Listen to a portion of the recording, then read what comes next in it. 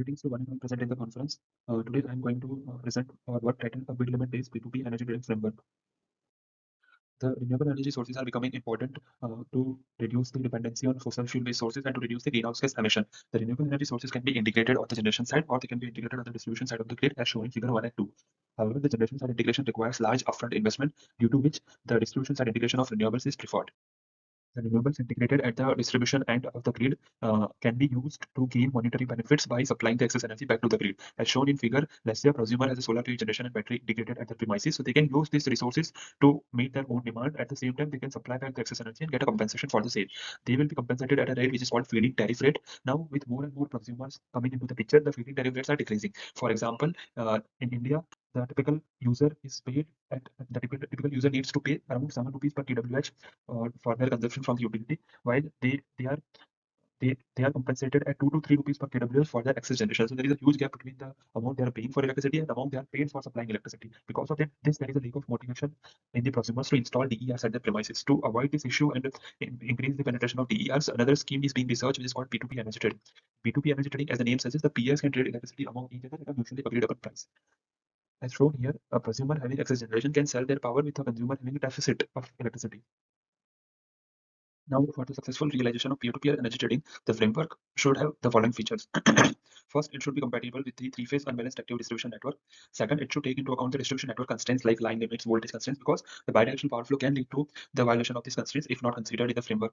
Also, the framework should provide the best possible chance to the participants to qualify for P2P energy trading. It should not eliminate the people from participating in P2P energy trading. Moreover, there should be minimum communication between the DSO and participants to realize this this kind of energy trading. So considering these few points in mind, in this research work, we have developed an OPF-based maximum bid limit estimation algorithm to determine the allowable P2P transaction volume at each node in a manner that it will not violate any network constraint. Also, this algorithm will allow maximum number of people to participate in P2P energy trading. So these are the core features that it takes into account the network constraints, and also it maximizes the opportunity for any peer to participate in P2P energy trading.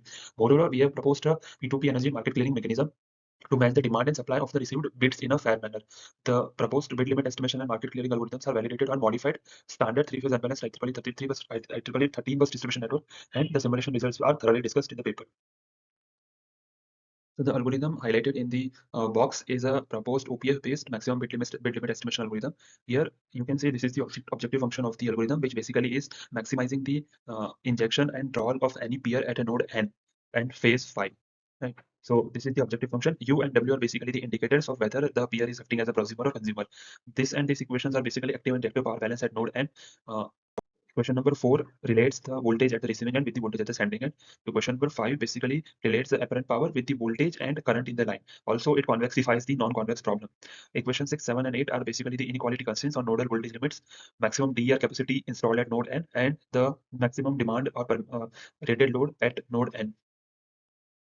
So the OPF-based maximum bid limit estimation algorithm presented in the previous slide can be run beforehand. So the DSO can run this algorithm based on the information received, based on the DER and rated load information received from all the participants. So this will be the data will be available beforehand with the DSO. That will help the DSO to identify that maximum amount of injection and withdrawal allowable at each node for peer-to-peer energy trading. Now the second phase is when the peers will actually start bidding for a certain amount of power. So at that time, the allowable injection or withdrawal power for each peer will always be minimum of the information available with the DSO that he or she have obtained using the algorithm, using the maximum bid limit estimation algorithm and provided bid. So the allowable injection or withdrawal will always be the minimum of these two quantities, right? So once the final amount allowed to bid in P2P market is decided, there can be three scenarios that may happen. So as shown here, three scenarios can arrive. So the total cell bids, the aggregated power available in the cell bids can be equal to the aggregated power available in the buy bids. So basically, the generation available to sell will equal the demand that needs to be fulfilled in peer-to-peer energy trading. So that is the scenario number 1. The scenario number 2 is the amount of power in cell bids is more than the amount of power required in buy bids. And the scenario number 3 is that amount of power available to sell is less than the amount of power expected or amount of power bidded to buy. So these three scenarios can happen, and we need to clear, or the DSO needs to clear the market in three scenarios in fair manner. So here you can see the three scenarios as I have discussed. In the first scenario, the the amount for which all the peers have bidded to sell the power. So the aggregated sell power bid is equal to the aggregated buy power bid. So the generation available is equal to the demand requested from the peers. So in that manner, directly the final qualified quantity for each peer will be equal to the allowable power, which we have received, which we have identified by taking the minimum of the maximum injection and the bidded power. So this will be directly given because the generation is equal to the demand. But in scenario 2, when the generation is more than the demand of P2P market, at that time some generation should be curtailed in a fair manner. Right. So at that time the DSO will execute this algorithm, this two equations, which is a small optimization algorithm, which will curtail the seller power, or which will curtail the power available in the sell bids based on the price. So the sellers bidding at lower price will given priority over sellers selling at higher price. So this algorithm will be run, and the B is the variable, which is basically the fraction of power allowed to trade in P2P market. So final P, S, and phi is basically as shown here. It is the qualified sell or buy power bid for the peer at phase 5 of bus n. So it will be fraction of the allowed power. So this is the final qualified power, and it is obtained using this optimization algorithm. While the buy bid will remain same because the buyers are less and sellers are more. So sellers should be curtailed. In the third scenario where the sellers are less and buyers are more, some buyers should curtail their demand. So curtailment does not mean they will remove their demand. Their demand will not be supplied. This only means that the portion that is not fulfilled via P2P energy trading will be supplied from grid, but they will not be qualified for peer-to-peer energy trading. So in the third scenario, some fraction of power from the buy bids needs to be curtailed or needs to be reduced. So at that time, we are going to maximize this quantity, which is basically the buy bid power multiplied by buy bid price, and B is a variable, decision variable. So what does it mean is that those buyers who are willing to buy at higher price will be given priority compared to the buyers who have bidded to buy power at cheaper price. So in this manner, we can see that we are giving priority to the cheapest generators, and we are giving priority to the costliest buyers in this framework. So it will maximize the social welfare of the overall community also. So this was the market clearing mechanism of this algorithm. The proposed algorithm is tested on IEEE 13 bus test network as shown in this figure. The test network has reduced number of nodes because of the removal of voltage regulators and transformers. We have assumed number 1 and number 2 nodes having prosumers and number 10 node having independent power producer.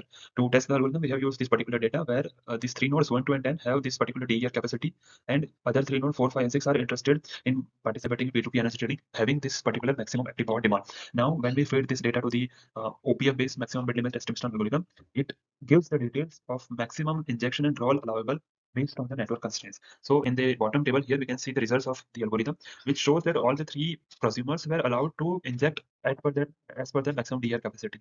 However, in this table, you can see that the node number 5 having maximum active power demand of 306.5 kilowatt is allowed only to draw 86.8 kilowatt from P2P energy trading. So this shows that the algorithm have reduced the portion of a particular consumer to participate in P2P energy trading in a manner to maintain the network constraints.